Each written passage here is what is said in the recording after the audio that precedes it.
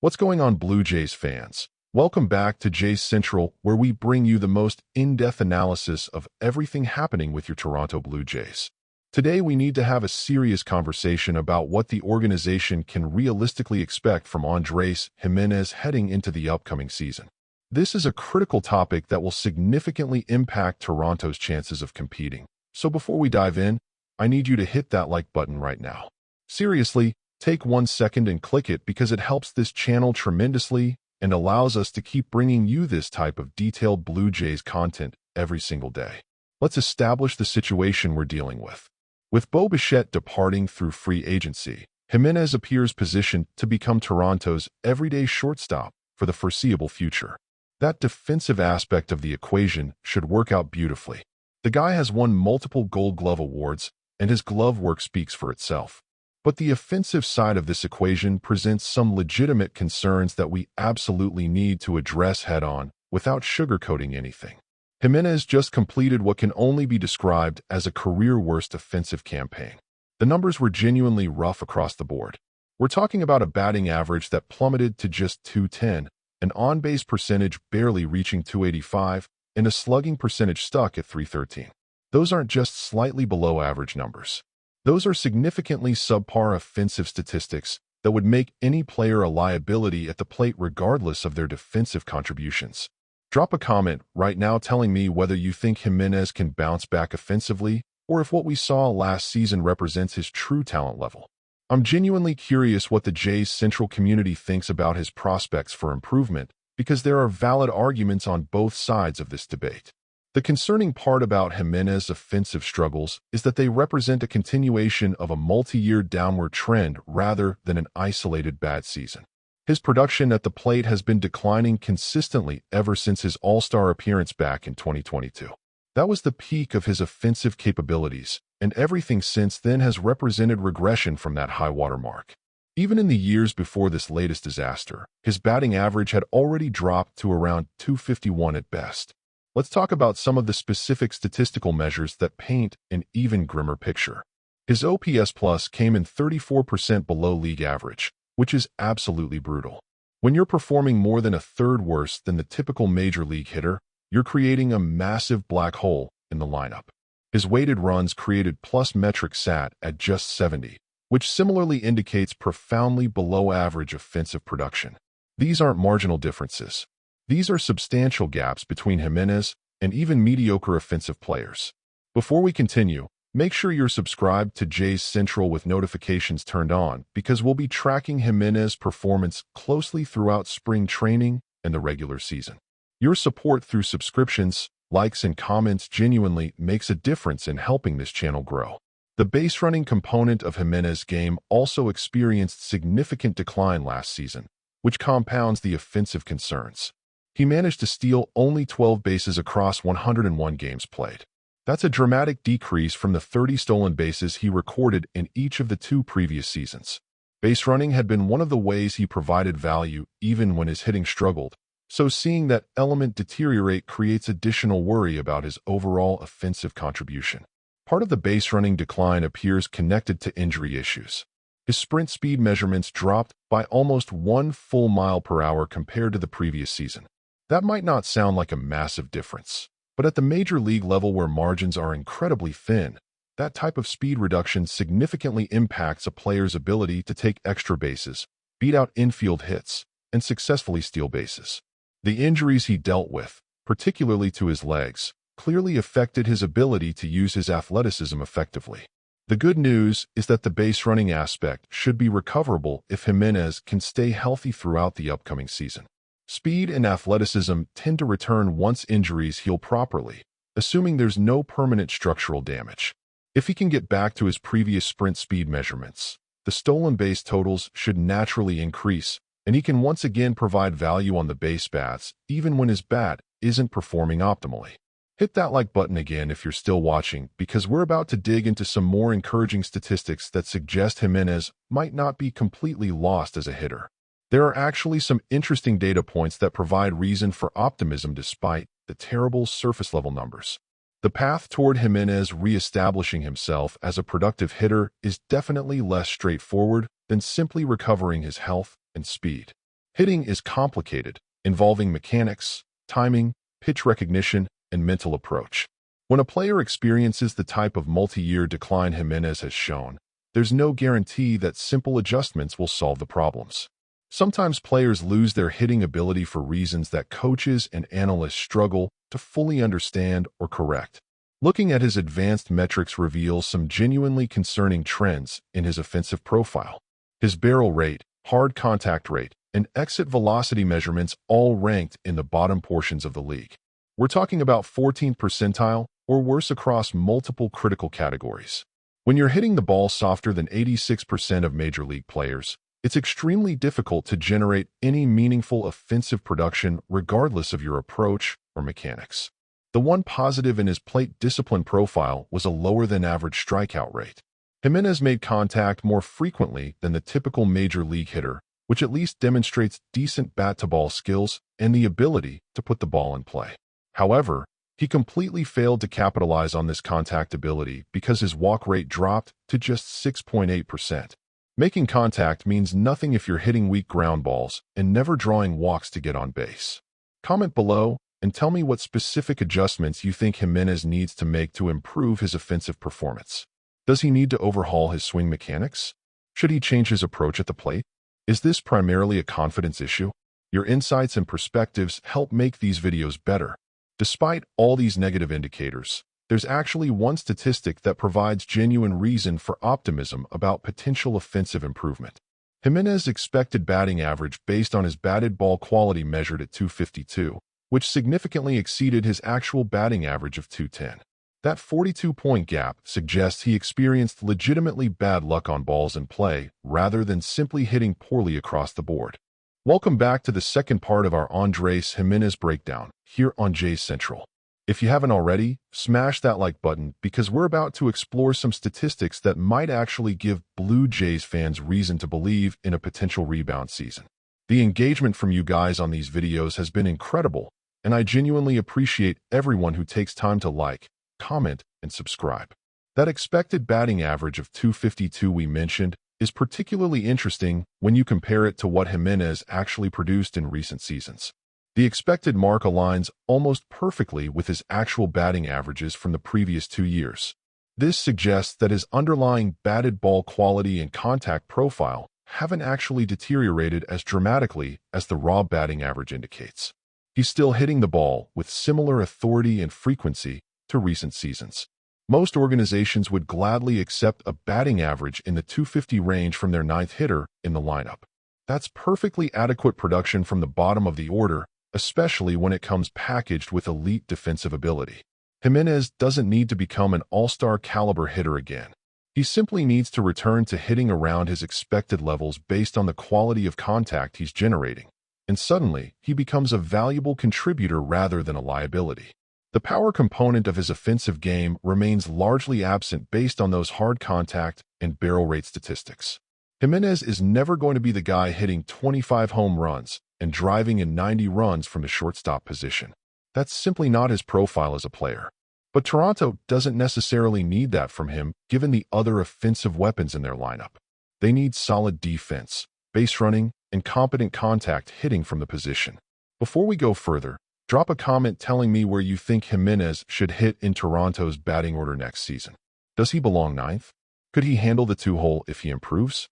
Should they bat him eighth and use the pitcher's spot differently? I want to hear your thoughts on optimal lineup construction with Giménez at shortstop. One aspect of Giménez's hitting profile that deserves significant attention is his performance in high-leverage situations with runners in scoring position. His overall OPS jumped to .661 in these crucial moments, which represents meaningful improvement over his baseline production.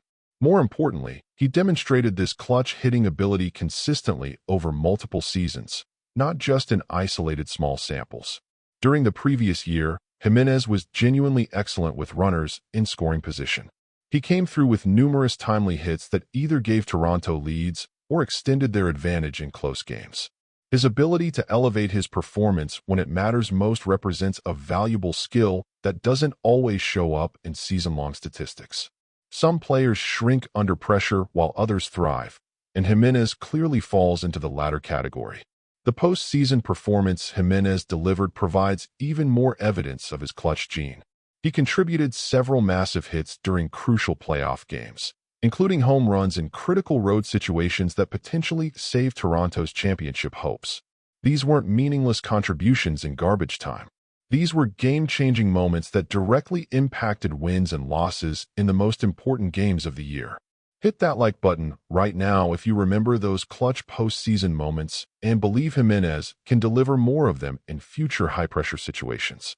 Those types of performances build organizational trust and give managers confidence to keep running players out there even when their regular season numbers don't look impressive. Performance with runners in scoring position fluctuates significantly from year to year for most players. The sample sizes within any single season are relatively small, making it difficult to separate true skill from random variation. However, players who consistently perform better in these situations over multiple years demonstrate that it's not just statistical noise. They possess genuine ability to focus and execute when the stakes are highest. Make sure you're subscribed to Jays Central because we'll be tracking Giménez's situational hitting closely throughout the upcoming season. Understanding which players can deliver in crucial moments helps explain why some teams win close games while others consistently fall short despite similar overall talent levels. The defensive value Giménez provides cannot be overstated when evaluating his total contribution to the team. 3 Gold Glove awards represent objective recognition from coaches and managers around the league that he's among the very best defensive players at his position. That's not subjective analysis or advanced metrics that people might question. That's hardware earned through sustained excellence. His defensive mastery at second base is well documented, but what's particularly relevant for Toronto is how seamlessly he transitioned to shortstop late last season. When injuries forced him into action at short, he didn't just hold his own. He genuinely excelled at the position, making all the routine plays while adding spectacular defensive gems that saved runs and changed game outcomes. The range, arm strength, and instincts all translated perfectly to the premium defensive position. Comment below telling me whether you're confident in Giménez as an everyday shortstop or if you have concerns about his ability to handle the position full-time. The defensive expectations at short are higher than second base, so this transition carries real significance for roster construction. There's legitimate reason to believe Giménez might actually improve defensively if he can maintain better health throughout the season. The injuries that hampered his base running and potentially affected his hitting also likely impacted his defensive range and footwork. Playing through leg injuries restricts lateral movement and explosive first steps, both crucial elements of elite shortstop defense. A fully healthy Giménez with recovered sprint speed and lateral agility could genuinely challenge for another Gold Glove award at shortstop. His instincts and baseball IQ at the position are already elite. If the physical tools return to previous levels, he could become one of the premier defensive shortstops in baseball. That type of value up the middle changes how you can construct the rest of your roster. Welcome to the final section of our deep dive on Andrés Giménez here on Jays Central. Before we finish up, I need you to hit that like button one more time and drop a comment with your realistic prediction for Giménez's stats next season. Give me your over-under on batting average, home runs, stolen bases, and overall WAR. The community predictions on these videos are always fascinating. Let's establish realistic expectations for what Giménez can become moving forward. The all-star version of Giménez, who posted an .837 OPS back in 2022, is almost certainly gone forever. That season appears increasingly like an outlier when you examine his performance before and after. The metrics from that year and his subsequent decline suggest that peak performance was probably unsustainable rather than his true talent level. Statistical analysis of that all-star campaign reveals several indicators that pointed toward regression. His batting average on balls in play was elevated well above league norms. His power numbers spiked beyond what his batted ball data suggested was sustainable. Multiple underlying metrics indicated he was overperforming his true skill level by a significant margin. The fact that he's never approached those numbers since confirms this analysis. Chasing the ghost of that all-star season would be a mistake for both Giménez and the Blue Jays organization. Setting unrealistic expectations creates unnecessary pressure and leads to disappointment even when players perform adequately. The goal shouldn't be recreating that outlier performance. The goal should be establishing a sustainable baseline of production that makes Giménez a net positive contributor when you combine his offense, defense, and base running. Drop a comment telling me whether you think Toronto made the right decision building around Giménez at shortstop or if they should have pursued other options through free agency or trades. There's no wrong answer here. I want genuine opinions from the Jays Central community about roster construction philosophy. Here's the fascinating part that should give Blue Jays fans legitimate optimism. Even during his terrible offensive season, Giménez still accumulated nearly 3 wins above replacement based on Fangraphs calculations. He provided that value while posting an OPS of just .638, which was truly abysmal offensive production. The defensive contributions and base running value were significant enough to make him a useful player despite historically bad hitting. That baseline of value is crucial for understanding Giménez's floor as a player. He doesn't need to become an offensive star to justify his roster spot. He needs modest improvement in a few key areas to become a genuinely valuable contributor. A batting average that climbs back toward his expected levels around .250. Stolen base totals that return to the 25 to 30 range with improved health.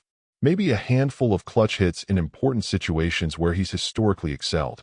Those improvements are entirely achievable without requiring a complete offensive transformation. We're not talking about him needing to develop power he's never shown or completely overhauling his approach at the plate. We're talking about incremental gains in areas where he's demonstrated capability in recent memory. Getting back to .250 instead of .210. Stealing 28 bases instead of 12. Drawing a few more walks per month to boost his on-base percentage. Hit that like button if you believe Giménez can make these modest improvements and become a 3 to 4 win player for Toronto next season. That level of production from shortstop combined with the defensive excellence would represent a significant organizational asset. The health component cannot be emphasized enough when projecting Giménez's upcoming season. So much of his decline appeared directly connected to the leg injuries that plagued him throughout the year. The reduced sprint speed, diminished stolen base totals, and potentially even some of the offensive struggles could all trace back to playing through physical limitations that prevented him from performing at his capabilities. Spring training will provide the first real indication of where Giménez stands physically. His movement patterns, sprint speeds, and overall athleticism should become apparent quickly once he's on the field competing. If he's moving freely and showing the burst that characterized his earlier seasons, that's an excellent sign that the injuries are truly behind him. If he's still showing restricted movement or compensating for lingering issues, that would raise red flags about his prospects for improvement. Make sure you're subscribed to Jays Central with notifications turned on because we'll be providing comprehensive spring training coverage, including detailed reports on Giménez's physical condition and performance. Those early indicators will tell us a lot about what to expect from him during the regular season. The mental aspect of bouncing back from a career-worst season presents another challenge that Giménez will need to navigate successfully. Confidence plays an enormous role in hitting performance at the major league level. When players start doubting themselves or pressing to fix their struggles, it often makes things worse rather than better. The ability to maintain a positive mindset and trust his process will be crucial. Toronto's coaching staff will need to work closely with Giménez to ensure his approach and mechanics remain sound while building back his confidence at the plate. Sometimes players need just one good week where everything clicks to break out of extended slumps and return to their normal production levels. Finding that rhythm early in spring training could set the tone for his entire season. Comment below with your prediction for when Giménez will get his first hit of the season and whether you think he'll start hot or cold. These early season performances can significantly impact player confidence and set trajectories for the entire year. The broader context of Toronto's roster construction makes Giménez's performance even more critical. With Bichette gone, the Blue Jays need Giménez to solidify the shortstop position defensively while providing adequate offensive contribution. They've built their team with specific assumptions about what he can provide. If those assumptions prove wildly incorrect, it creates ripple effects throughout the lineup and defensive alignment. Toronto has other offensive weapons who should carry the load in terms of run production. They don't need Giménez to be their primary run producer or protection in the lineup, but they do need him to avoid being a complete black hole offensively. They need him to get on base occasionally, advance runners, execute fundamentals, and come through in clutch situations where he's historically performed well.